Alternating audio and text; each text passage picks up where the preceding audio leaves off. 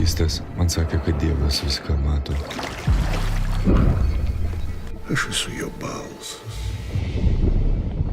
Atėjo laikas pažiūrėti į tai, ką jis matė.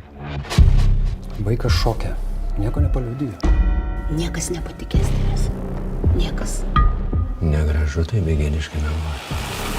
Kad apvalytum kažką iš vidaus, turi išmokti kalbėti jų kalba. Vaikelį degsi pragarė. Mano vardas Vasaris. Februarijus reiškiasi apvalymą.